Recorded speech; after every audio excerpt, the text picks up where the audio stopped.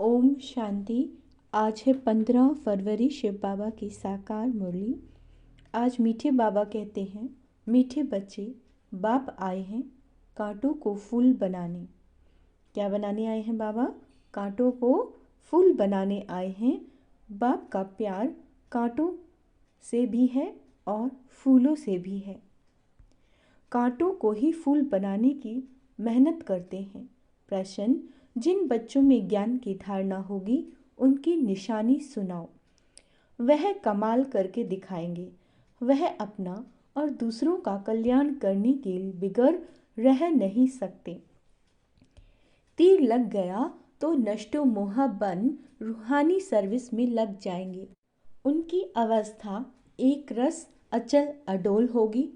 कभी कोई बेसमझी का काम नहीं करेंगे। किसी को भी दुख नहीं देंगे।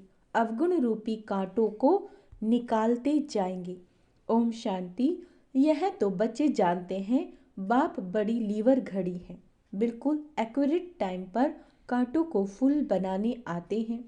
सेकंड भी कम जास्ती नहीं हो सकता, जरा भी फर्क नहीं पड़ सकता। यह भी मीठे मीठे बच्चे जानते हैं कि इस समय कलयुगी कांटों का जंगल है, तो फूल बनने वालों को यह महसूसता आनी चाहिए कि हम फूल बन रहे हैं। पहले हम सब कांटे थे। पहले हम सब क्या थे? कांटे थे। कोई छोटे कोई बड़े, कोई बहुत दुख देते, कोई थोड़ा। अब बाप का प्यार तो सबसे है। गायन भी है, कांटों से भी प्यार, फूलों से भी प्यार। पहले किससे प्यार है? जरूर कांटों से प्यार है। इतना प्यार है जो मेहनत कर उनको कांटों से फूल बनाते हैं। आते ही हैं कांटों की दुनिया में। सब में सर्वव्यापी की बात नहीं हो सकती। एक की ही महिमा होती है। महिमा होती है आत्मा की। जब आत्मा शरीर धारण कर पाठ बजाती है, श्रेष्ठाचारी भी आत्मा बनती है। आत्मा शरीर धारण कर जैसे जैसे कर्म करती है, उस अनुसार कहा जाता है यह कुकर्मी है या सुकर्मी। आत्मा ही अच्छा व बुरा कर्म करती है। अपने से पूछो, सतयुगी दैवी फूल हो या कलयुगी असुरी कांटे हो? कहाँ सतयुग, कहाँ कलयुग, कहाँ डीटी, कहाँ डेविल। बहुत फर्क है। कांटे जो होते हैं वह अपने को फूल कह नहीं सकते। फूल होते हैं सतयुग में, कलयुग में होते नहीं। अब यह है संगम युग, जब तुम कांटे से फूल बनते हो। टीचर लेसन देते हैं, बच्चों का काम है उनको रिफाइन कर बताना। उसमें बाबा कहते हैं, उसमें यह भी लिखो कि अगर फूल बनना चाहते हो तो अपने को आत्मा समझो और फूल बनाने वाले परम पिता परमात्मा को याद करो, तो तुम्हारे अवगुण निकल जाएंगे और तुम सतो प्रधान बन जाएंगे। बाबा निबंध देते हैं, बच्चों का काम है करेक्ट कर छपाना, तो सभी मनुष्य सोच में पड़ जाएं। यह पढ़ाई है। बाबा तुम्हें बेहद की हिस्ट्री ज्योग्राफी पढ़ाते हैं। उन बच्चों में तो पुराने वर्ल्ड की हिस्ट्री ज्योग्राफी पढ़ाई जाती है। नई दुनिया की हिस्ट्री ज्योग्राफी तो कोई जानते ही नहीं। तो यह पढ़ाई भी है, समझानी भी है। कोई छीछी काम करना बेसमझी है। फिर समझाया जाता है, यह विकारी काम दुख देने का नहीं करना। दुख हरता सुख करता बाप की महिमा है ना। यहाँ तुम भी सीख रहे हो, किसी को दुख नहीं देना है। बाप शिक्षा देते हैं, सदैव सुख देते रहो। यह अवस्था कोई जल्दी नहीं बनती। सेकंड में बाप का वर्षा तो ले सकते हो, बाकी लायक बनने में टाइम लगता है। समझते हैं बेहद के बाप का वर्षा है, स्वर्ग की बादशाही। तुम समझाते भी होंगे कि पारलौकिक बाप से भारत को विश्व की बादशाही मिली। तुम सब विश्व के मालिक थे। यह तो तुम बच्चों को अंदर में खुशी होनी चाहिए। कल की बात है जब तुम स्वर्ग के मालिक थे। मनुष्य कह देते लाखों वर्ष, कहाँ एक एक युग की आयु लाखों वर्ष कह देते हैं, कहाँ सारे कल्प की आयु 5000 वर्ष। बहुत फर्क है। ज्ञान का सागर एक ही बेहद का बाप है, उनसे दैवी गुण भी धारण करने चाहिए। यह दुनिया के मनुष्य दिन प्रतिदिन तमो प्रधान बनते जाते हैं, जैसे अवगुण सीखते जाते हैं। आगे इतना करप्शन, एडल्टेशन, भ्रष्टाचार नहीं था, अब बढ़ता जाता है। अभी तुम बाप की याद के बल से सतो प्रधान बनते जा रहे हो। जैसे उतरते हो फिर जाना भी ऐसे ही है। पहले तो बाप मिला, उसकी खुशी होगी, कनेक्शन जुटा, फिर याद की यात्रा। जिसने जायज़ी भक्ति की होगी उनकी जायज़ी याद की यात्रा होगी। बहुत बच्चे कहते बाबा याद ठहरती नहीं। भक्ति में भी ऐसे होता है। कथा सुनने बैठते हैं तो बुद्धि और तरफ भाग जाती है। सुनाने वाला देखता रहता है, फिर अचानक पूछते हैं हमने क्या सुनाया, तो व्यारे वायरे हो जाते हैं, मूंझ जाते हैं। कोई झट बताएंगे। सब तो एक जैसे नहीं होते। भल यहाँ बैठे हैं परंतु धारणा कुछ भी नहीं। अगर धारणा होती तो कमाल कर दिखाते। वह अपना और दूसरों का कल्याण करने बिना रह नहीं सकते। भल किसी को घर में बहुत सुख है, महल मोटरे आदि हैं, परंतु एक बार तीर लग गया तो बस पति को कहेंगे हम यह रूहानी सर्विस करना चाहते हैं, परंतु माया बड़ी जबरदस्त है, करने नहीं देती। मोह है ना, इतने महल इतने सुख कैसे छोड़ें। अरे यह इतने सब पहले जो भागे, बड़े बड़े लखपति करोड़पति घर की थी, सब छोड़कर चली आई। यह तकदीर दिखाती है, इतनी ताकत नहीं है छोड़ने की। रावण की जंजीरों में जकड़े हुए हैं, यह है बुद्धि की जंजीरें। बाप समझाते हैं अरे तुम स्वर्ग के मालिक पूज्य बनते हो।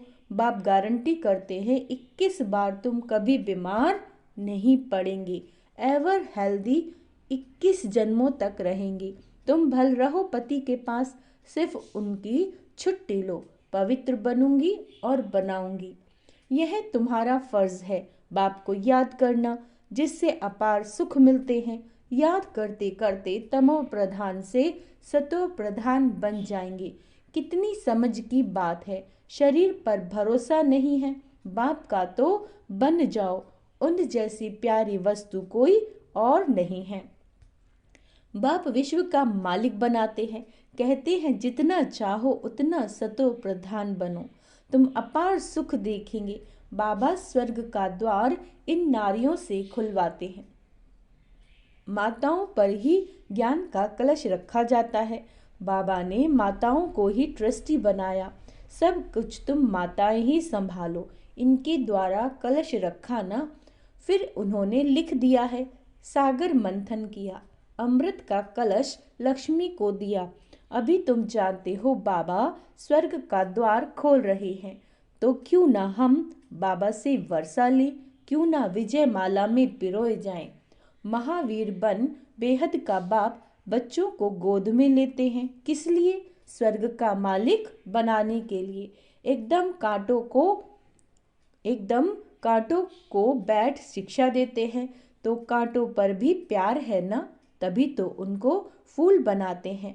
बाप को बुलाते ही हैं पतित दुनिया और पतित शरीर में, निर्वाण धाम छोड़ यहाँ आओ।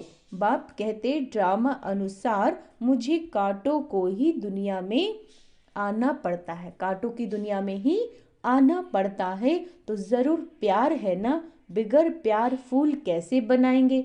अभी तुम कलयुगी कांटे से सतयुगी देवता सतो प्रधान विश्व के मालिक बनो। कितना प्यार से समझाया जाता है। कुमारी फूल है तब तो सब उनके चरणों में गिरते हैं, वह जब कांटा पतित बनती है तो सबको माथा टेकना पड़ता है। तो क्या करना चाहिए? फूल का फूल रहना चाहिए तो एवर फूल बन जाएंगे। कुमारी तो निर्विकारी है ना, भल जन्म विकार से लिया। जैसे सन्यासी जन्म तो विकार से लेते हैं ना, शादी कर फिर घर बार को तलाक देते हैं, उन्हें फिर महान आत्मा कहते हैं। कहाँ वह सतयुग के महान आत्मा, विश्व के मालिक, कहाँ कलयुग के। तब बाबा ने लिखा, कहा प्रश्न लिखो कि कलयुगी कांटे हो या सतयुगी फूल हो, भ्रष्टाचारी हो या श्रेष्ठाचारी हो। यह है भ्रष्टाचारी दुनिया, जबकि रावण का राज्य है। कहते हैं असुरी राज्य राक्षस राज्य है, परंतु अपने को कोई समझते थोड़े ही हैं। अब तुम बच्चे युक्ति से प्रश्न पूछते हो, तब वह आप ही समझते हैं। बरोबर हम तो कामी, क्रोधी, लोभी हैं। प्रदर्शनी में भी ऐसे लिखो तो उनको फीलिंग आए कि मैं तो कलयुगी कांटा हूँ, अभी तुम फूल बन रहे हो। बाबा तो एवर फूल है, वह कभी कांटा बनते नहीं, बाकी सब कांटे बनते हैं। वह फूल कहते हैं तुमको भी कांटों से फूल बनाता हूँ, तुम मुझे याद करो। माया कितनी प्रबल है, तो क्या तुमको माया का बनना है? बाप तुमको अपनी तरफ खींचते हैं, माया अपनी तरफ खींचती है। यह है पुरानी जुत्ती। आत्मा को पहले नई जुत्ती मिलती है, फिर पुरानी होती है। इस समय सब जुतियां तमो प्रधान है। मैं तुमको मखमल का बना देता हूँ। वहाँ आत्मा प्योर होने के कारण शरीर भी मखमल का होता है। No defect. यहाँ तो बहुत डिफेक्ट है। वहाँ के फीचर्स तो देखो कितने सुंदर है, तो वो फीचर्स तो यहाँ कोई बन ना न सके। अब बाप भी कहते हैं हम कितना उच्च बनाते हैं। घर गृहस्थ में कमल समान पवित्र बनो और जन्म जन्मांतर की जो कट चढ़ी हुई है उसको निकालने के लिए योग अग्नि है। इसमें सब पाप भस्म हो जाएंगे, तुम पक्का सोना बन जाएंगे। खाद निकालने की युक्ति बहुत अच्छी बताते हैं। माँ में कम याद करो, तुम्हारी बुद्धि में यह ज्ञान है। आत्मा भी बहुत छोटी है, बड़ी हो तो इसमें प्रवेश कर न सकें। कैसे करेगी? आत्मा को देखने के लिए डॉक्टर बहुत माथा मारते हैं, परंतु देखने में आती नहीं। साक्षात्कार होता है, परंतु साक्षात्कार से तो कोई फायदा नहीं। समझो तुमको बैकुंठ का साक्षात्कार हुआ।